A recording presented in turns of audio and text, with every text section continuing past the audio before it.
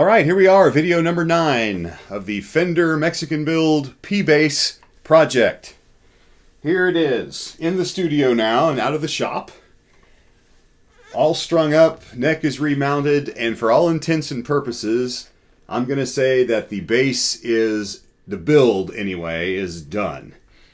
There's still some cosmetic things we'll talk about here in just a second that I want to do, and one potentially thing that could be called build. But for the most part, the bass is finished. Let me back up and show you the complete picture of what she looks like. I've got a video light so you can really see the green in the pick guard. Looks so nice against this now rich brown fretboard. This took a lot of oil. I'll talk about that here in just a second. Okay, what have we done since video 8? Well, the neck was off, as you last saw. And so I, sure enough, trial and errored the shims. And it is in here. You can see it. It's a little black line. Those shims are black in color. I put the 1 degree shim in first, like I talked about, and put the neck back on, strung the guitar, tuned it up. And what I found was that all the strings were laying literally flat against the frets. All of them were all the way down against the frets, which obviously that action is too low. So, no problem. Took the neck off, put the 1/2 degree shim in, and then I had one more. I had a 1/4 degree shim, you'll remember. Put the half one in next, and lo and behold, put it back together, tuned it up, and it was just about perfect. The action all the way down the fretboard is within a 64th of being the same, and it's just like I like it. I think it's just about primo. So the truss rod adjustment held just to be perfect. It's perfect. I love it. Did not have to alter the nut at all. The nut came in just fine. I like that height. I'm happy with that. I did adjust the saddle heights as we talked about because I wanted to give the radius of the strings. I may have gone a little overboard on my A and D.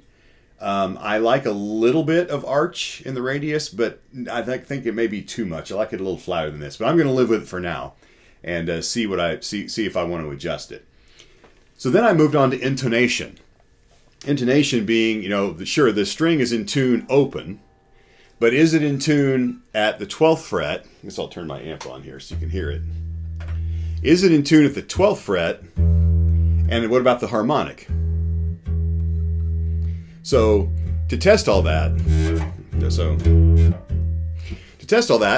I got out my trusty Fender harmonic tuner, or chromatic tuner rather. This is a chromatic tuner that I've had forever. It runs on a 9-volt battery. This thing is awesome. It's very accurate, easy to use. And I tuned it up. And to my surprise, frankly, because bear in mind, I slapped this bridge on factory. I didn't change any of the string lengths of the saddles, only the height. And lo and behold, it's just about dead on. It's not exactly to the decimal point perfect, but it is super close on the needle, and to my ear, I can't tell the difference. Everything I play up and down the neck sounds in tune. I'm playing thirds and fifths all the way up here, and make you see, and I can't hear anything sour. It sounds great. So, miracle of miracles, I'm going to leave it just like it is. I don't think there's anything I could do to dial it in to be any more satisfying. Now, if this was going to be used in a professional studio recording, they may want to do that. I don't. This will make music and record and be fun to play for me just fine like it is. So, that's great news. The intonation, I didn't have to really do any, so I'm happy about that. Couple other observations, and then I'll play it a little bit. One thing I did notice on these pots, every once in a while I can hear a little noise in them. Right now they're behaving, but I think there may be a little noise in these pickups. The reason I say this is I described earlier how I found evidence of a beverage being spilled inside the guitar. I didn't see a whole lot up in this cavity, but I did see evidence that it had maybe run up in here. And let's face it, if this guitar is being tossed around, that substance may work its way into these pickups. I didn't clean these or anything like that. But I'm thinking now, and I know I said I wasn't going to do this, but I'm thinking now, if it persists, or if I just, get a wild hair, I may put in some different pickups. I don't know. It sounds okay now. I don't think it's the greatest sounding bass I've ever had. It doesn't sound as good as my Jazz. However, I may look into, because I mean I can get a nice set of pickups for this for $100. But for right now, I'm just going to play and enjoy it. Because again, the main thing is to make it fun to play up here, you know, and it is certainly that now. One more note. Well, first of all, this I mentioned the tightness of this plug. This 4-point plug, and again, it's new, but you literally have to yank this thing out. This thing is extremely, and I don't know if I can get it on the camera, but it is a positive click when you plug this in. I mean, it's bam. I mean, you know it's in there. So that's good, right? I like that. So there you go. It's a fantastic bass. So I'm going to play it a little bit, and then I'll talk about what's coming up in video 10. But it sounds, I've got it running, by the way, through my mixer, through my Mackie mixer, and then it's running through my Sans amp, which I have set for my jazz bass. I found the sound that I like for my jazz bass, and I leave it alone, and I didn't change it for this either. So I think the distortion is a little much for this guy. It sounds better on my jazz than it does on this one, but it still sounds pretty good. It's you know. So there's the A and the E. I mean, you can hear the distortions a little more than I would probably want for a precision bass.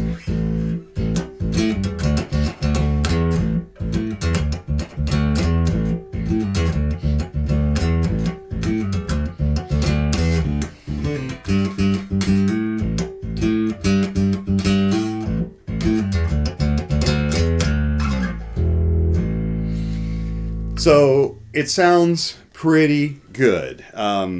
Things like Red Barchetta. See, it's a little twangy there. And I think there's some fret noise there. This action may be a little low. So I may adjust that. But again, it's a fun bass to play.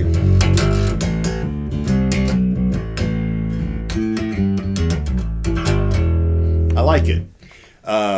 I'm not fighting that bowed neck and before I even worked on this, it was hard enough to get it in tune, much less have it stay there once you got it. Now, I haven't tuned this guitar in 3 hours, and I've been sitting here playing it before I recorded this, and it's just a sweet player now.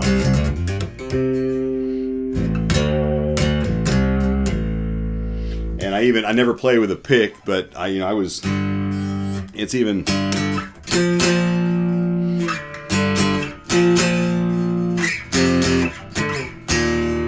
I mean, it's really pretty awesome. So could it use some new pickups? Maybe. I'm not going to do it right now. But I definitely like how it feels, and you can kind of, the higher string doesn't quite have what I would want, but overall I'm pretty happy. So here she is. We'll get her muted. Here's what I'm going to do in video 10. I'm going to do one more video on this project. I'm going to work on this a little bit more and may complete it. It's kind of one of those things where I look at it and go, a little more. Hopefully I won't go overboard and wipe the whole finish off, but I'm definitely going to bring it over this contour a little bit and try to make it more like a natural rub. Right now it doesn't. It looks fabricated now, so I'm going to try to make it look a little more natural. I'm going to rub some candle wax in here, I think, to kind of give it more of that abrased, kind of in the oil in the skin, the kind of that effect that it would have. So I'm going to do that. I may also try to lift this pickup a little bit and see if that makes it sound a little better. I think it will, because this pickup is a little low. I mean, I had to get a ruler to tell, but it is a little low on this end, and that may be causing some of my G-string sound dropout that I'm hearing. But man, this is a sweet bass. One more thing I might do, and this will be down the road. I mentioned earlier how this neck is glossy, and my jazz bass neck is as well.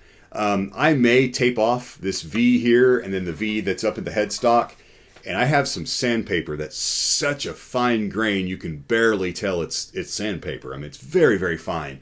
And just gently work up and down this and create a matte surface on here.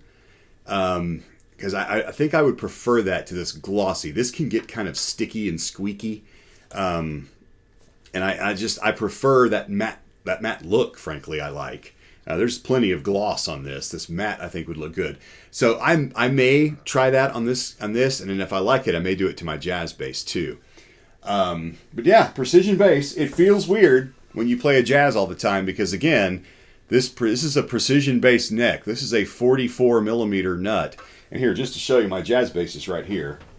To show you the difference, jazz basses have a much slimmer neck. So see, here's the jazz bass. This nut here is way slimmer than this one. And you can tell from the back too. Let me flip these around. You can see on the back, you can really kind of see how much slimmer the jazz bass neck is. And of course, the jazz bass and the precision bass have different shaped bodies. For that reason, the neck is lighter on a jazz bass. So they added this little bulge of weight at the bottom to balance the instrument better. This precision bass, as you can see, has no bulge. Is it balanced? No, not really. It's not terribly balanced. It has a lot of neck drop, and a lot of precision bass players complain about that. Especially the more inexpensive woods are lighter. They're not as dense. They don't resonate as well, and they also cause neck drop. You know, when you sit to play, it doesn't bother you as much. But ideally, a perfectly balanced bass should be able to sit on my lap. I should be able to let go of the neck, and it should sit there. And this one, as you can see, is diving off. Precision bass necks are heavy, and that's one of the reasons. But, you know, whine, whine, gripe, gripe. This is a bass that was sitting in my closet, unloved, and may have never been played again, had I not thought, you know what, I've got some time. I'm going to get this out. And now I have a connection to this bass. I love it, and I'm going to play it a lot. And I don't think I would sell this bass now. It's got no blood. I didn't bleed when I was working on this, thankfully. I didn't burn myself with the soldering iron, which I was worried about too. But I did sweat a little bit. And yeah, it's great. I love it. So one more video. The last thing I'll do in video 10 is I'm going to add up what the cost was. I bought several parts. So I'm going to add up everything that I bought just for this project that I didn't already have. So the strings won't count because I had those. I'm not going to count the soldering iron either because I had that even though I had to buy one. I can tell you from memory, I think, that the most expensive single component I purchased was the high mass bridge. These parts are not expensive. They're really not. And in fact, I was really surprised at how inexpensive some of the parts were. So I will add that up and I'll see just exactly what am I into this thing for. I have a feeling I'm going to say it was well worth it, and it was certainly fun. The problem I have now is I'm tempted to find another lost and lonely instrument and try to and have fun with it. You know, again, the whole thing was there was no risk with this. If I botched it up and ruined it or did something, you know, broke it, or then, you know, I don't even remember what I paid for it. I think it was probably $40 or less. And so, but as it turned out, it's turned into this really fun to play instrument. And that's what my goal was. So in that sense, I'm very happy and I think it was successful. So it now has a place in the studio instead of in the closet. And I will play it from time to time and kind of dial in its sound and work a little more on the precision bass along with the jazz. So video 10 is coming up. That will be the last in the series. Bye for now.